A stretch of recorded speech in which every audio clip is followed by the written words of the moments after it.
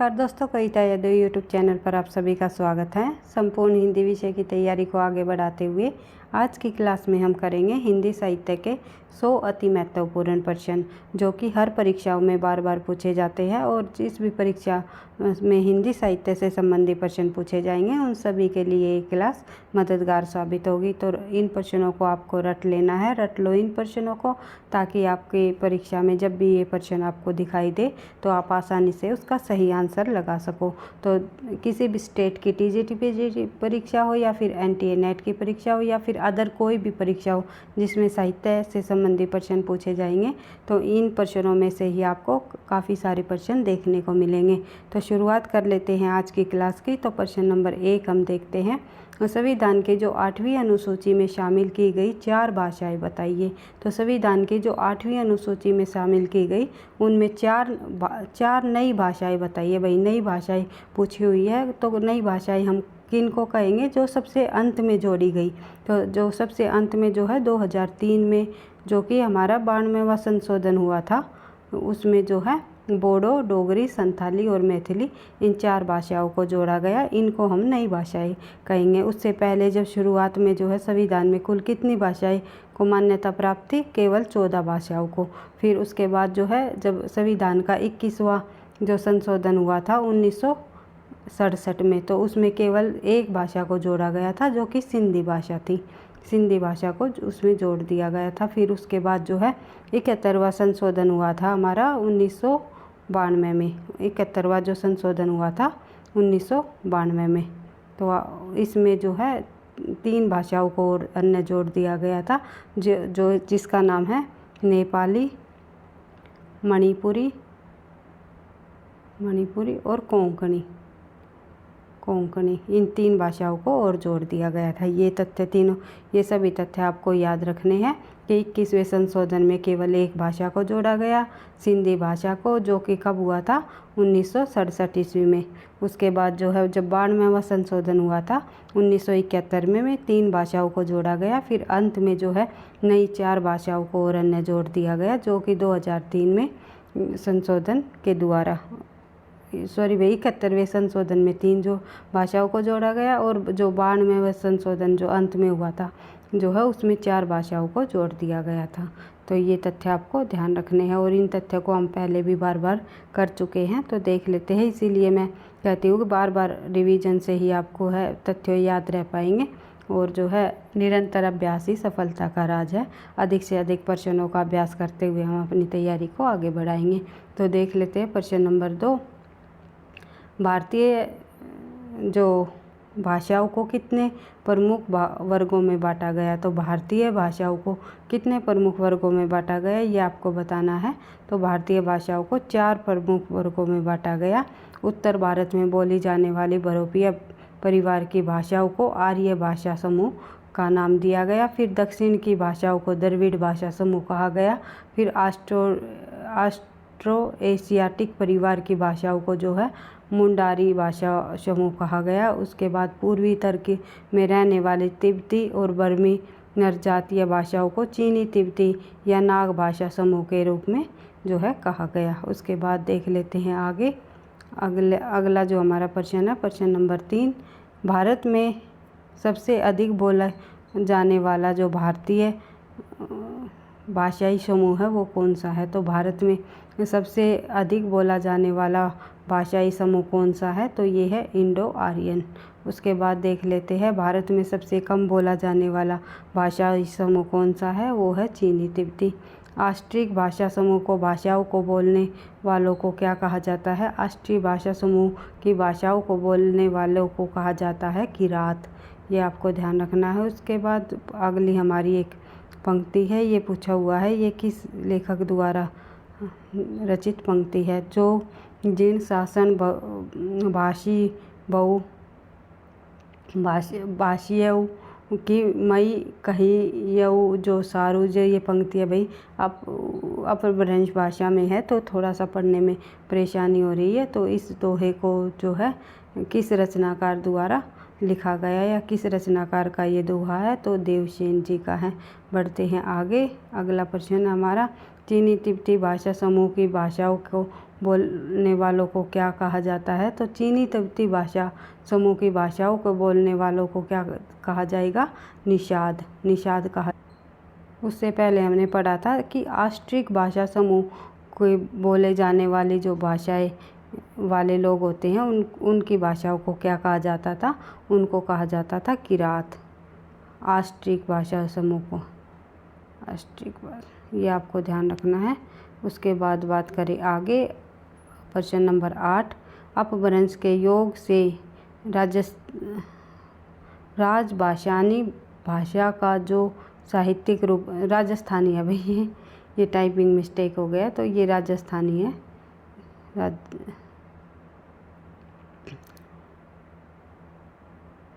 इस प्रकार से राजस्थानी भाषा का जो साहित्यिक रूप बना उसे क्या कहा जाता है?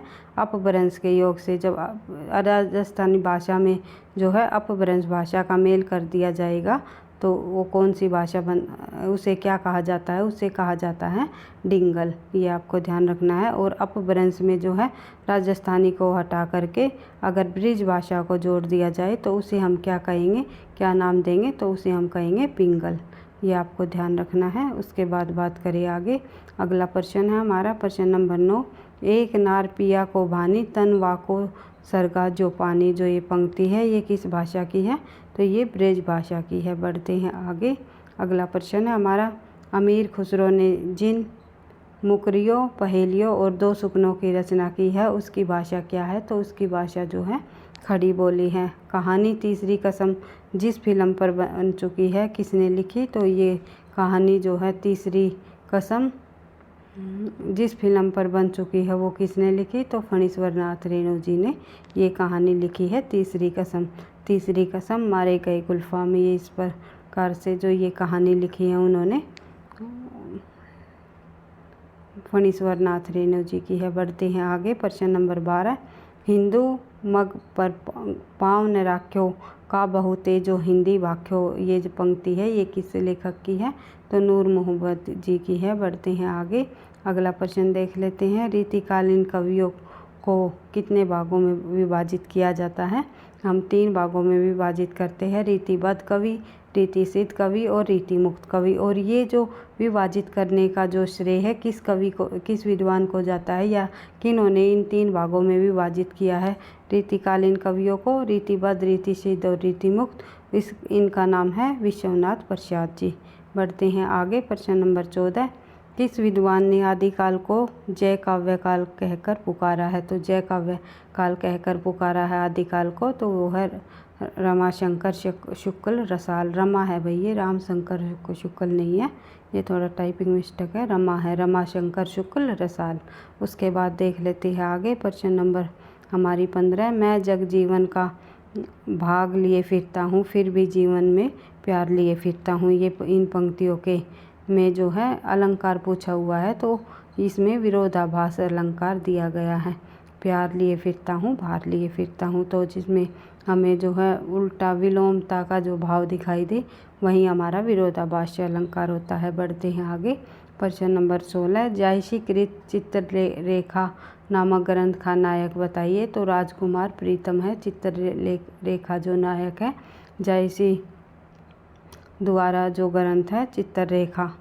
और बढ़ते हैं आगे, और चित्रलेखा एक रचना हमारी चित्रलेखा, ये चित्ररेखा है भाई जायसी जी की चित्रलेखा। चित्रलेखा जो रचना है वो भगवती चरण वर्मा जी की है।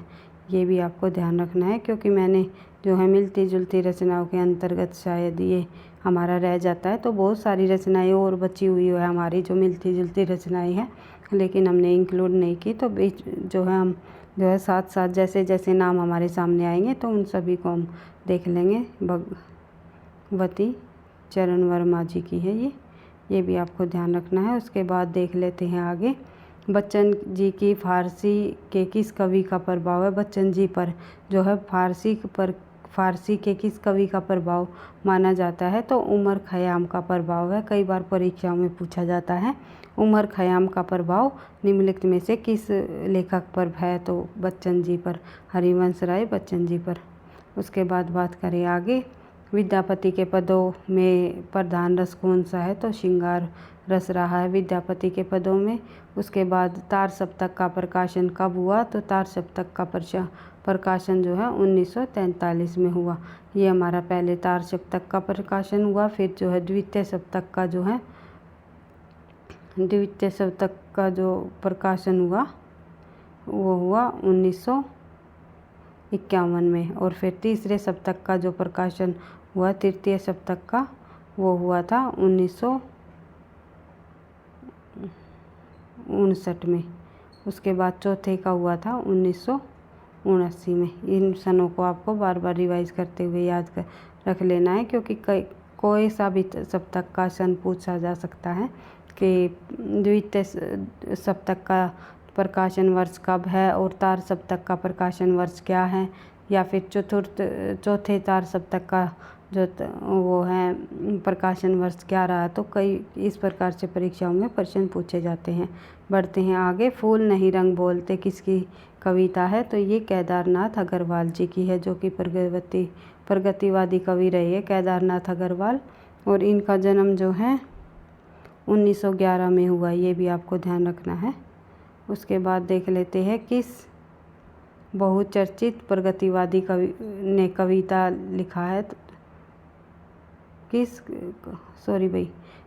केदारनाथ अग्रवाल पर किस बहुचर्चित प्रगतिवादी कवि ने कविता लिखी है, तो ये विद्वान हुए हैं नागार्जुन।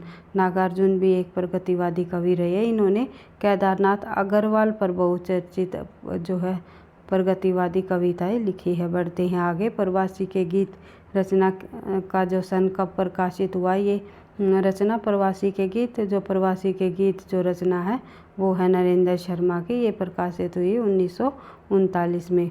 मेरा वश चलता मैं बन जाता कुमार, ये तुम्हारा यह जो पंक्ति है, ये पंक्ति जो है रामेश्वर शुक्ल अंचल जी की है। बढ़ते हैं आगे। अगला प्रश्न हमारा आज के बिछड़ने जाने कब मिलेंगे किस युग में लिखी गई पंक्ति है, तो ये है नरेंद्र शर्मा की।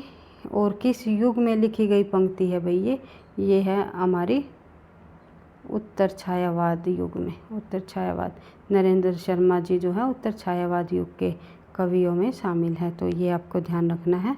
उसके बाद देख लेते हैं हाहाकार किसकी पंक्ति है, तो रचना है, कविता का नाम है ये हाहाकार, तो रामधारी सिंह दिनकर की रचना है हाहाकार। उसके बाद विद्यापति ने अपभ्रंश को कहा है, तो विद्यापति ने अपभ्रंश को क्या नाम दिया है, तो देशी वाणी, यानी कि अपभ्रंश को उन्होंने देश भाषा भी कहा है। कई बार पूछा जाता है विद्यापति ने अपभ्रंश को क्या नाम दिया है, तो देश भाषा या देशी वाणी उन्होंने कहा है। उसके बाद देख लेते हैं अगली जो हमारी पंक्ति है, तो ये पंक्ति के रचयिता कौन है और किस रचना से ली गई है। देख लेते हैं भाई। परिरम कुम की मदिरा निश्वास मलय के झोंके, ये पंक्ति जो है जयशंकर प्रसाद जी द्वारा रचित आंसू से ली गई है। उसके बाद मिलन यामिनी जो रचना है गीत संग्रह है, ये किसका है, तो ये मिलन यामिनी जो रचना है ये हरिवंश राय बच्चन जी की है। एकलव्य किसकी रचना है, रचना का स्वरूप क्या है, तो एकलव्य जो है रचना ये राम कुमार वर्मा जी की है। उसके बाद बढ़ते हैं भाई अगले प्रश्न पर।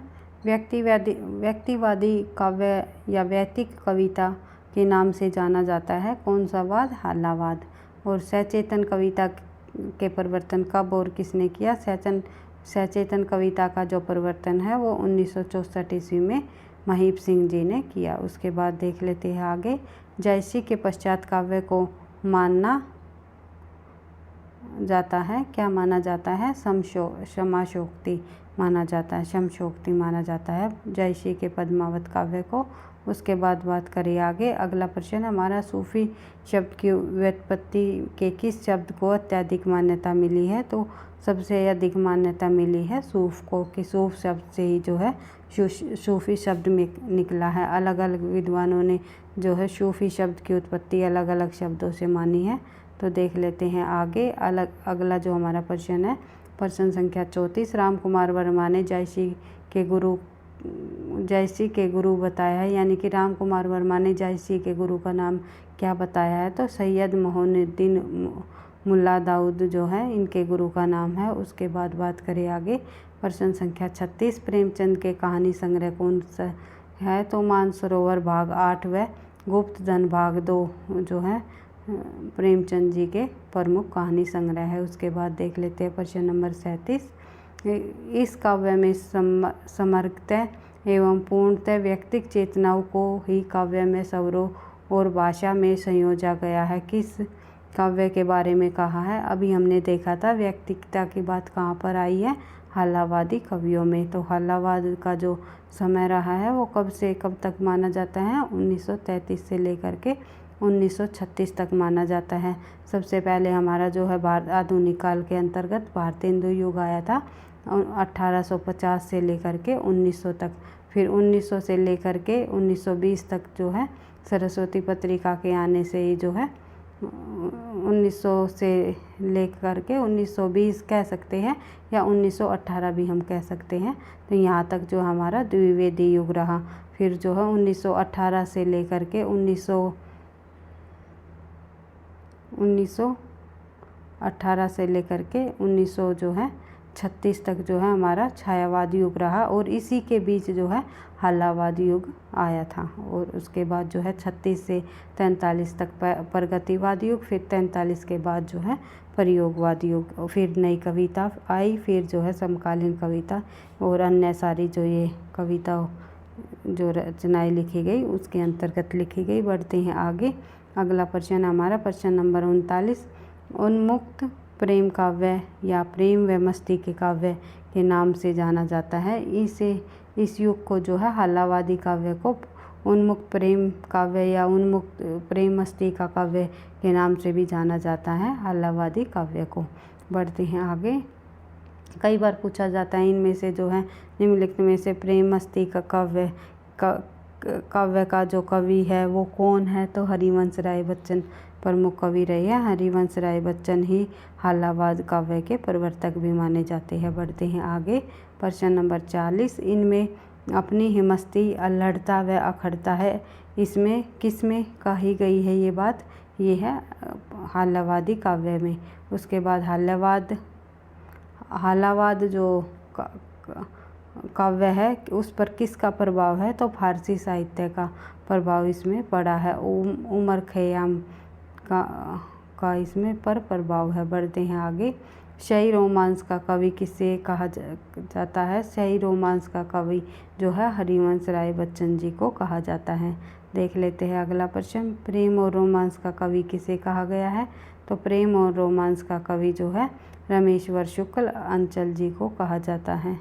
उसके बाद बात करें आगे, जीवनी परक आलोचना महाप्राण निराला एवं महियसी महादेवी वर्मा किसने लिखी, तो महियसी महादेवी वर्मा और महाप्राण निराला नामक जो ये जीवनी परक आलोचना है ये गंगा प्रसाद पांडे जी ने लिखी। बढ़ते हैं आगे, अगला प्रश्न हमारा छायावाद के आधार पर जो स्तंभ, छायावाद के आधार स्तंभ नामक पुस्तक किसकी है, तो गंगा प्रसाद पांडे जी की है, छायावाद के आधार स्तंभ नामक पुस्तक। उसके बाद देख लेते हैं अगला प्रश्न, जवाहरलाल नेहरू एक मध्य बिंदु नेहरू जी और विचार और व्यक्तिक नेहरू की अनुभूतियाँ नामक निबंध किसने लिखे, तो ये लिखे हैं शांति प्रिय द्विवेदी जी ने। उसके बाद छायावाद को करुणा की छाया में सौंदर्य के माध्यम से व्यक्त होने वाला भावात्मक सरववाद किसने कहा है, तो ये कहा है महादेवी वर्मा ने। कि छायावाद को करुणा की छाया में सौंदर्य के माध्यम से व्यक्त होने वाला एक भावात्मक सरववाद माना है, तो ये किन्होंने, महादेवी वर्मा ने। बढ़ते हैं आगे, अगला प्रश्न हमारा प्रश्न नंबर 48, किस छायावादी कवि ने कवि कर्म को आध्यात्मिक कर्म बताया है, तो जयशंकर प्रसाद ने कवि कर्म को आध्यात्मिक कर्म बताया है। बढ़ते हैं आगे, प्रश्न नंबर 49, नई कविता यदि अनुभूति को आधार मानकर चलती है तो रस से उसकी मुक्ति नहीं, किस आलोचक का कथन है, तो डॉक्टर नगेंद्र जी का है कि नई कविता यदि अनुभूति के आधार को मानकर चलती है तो रस से उसकी मुक्ति नहीं होती, तो ये माना है डॉक्टर नगेंद्र ने। उसके बाद देख लेते हैं अगला प्रश्न प्रश्न संख्या हमारी 50 है। आ गई भाई। उर्मिला के विरह में मानवता की पुकार है, यह अधिक स्वाभाविक है, साथ ही गरिमा की न्यूनता नहीं, यह विश्वव्यापी है। किसका कथन है? तो डॉक्टर नगेंद्र जी का ये कथन है। उसके बाद भाई आगे 51 से लेकर जो है 100 प्रश्नों को हम नेक्स्ट क्लास में करेंगे। इसी तरह हर रोज़ हिंदी साहित्य से संबंधित महत्वपूर्ण प्रश्नों के साथ हम अपनी तैयारी को आगे बढ़ाते रहेंगे। वीडियो पसंद आई तो आप लाइक करना, दोस्तों के साथ शेयर करना, चैनल पर पहली बार हो तो सब्सक्राइब कर लेना। पढ़ते रहना, आगे बढ़ते रहना। थैंक यू, धन्यवाद।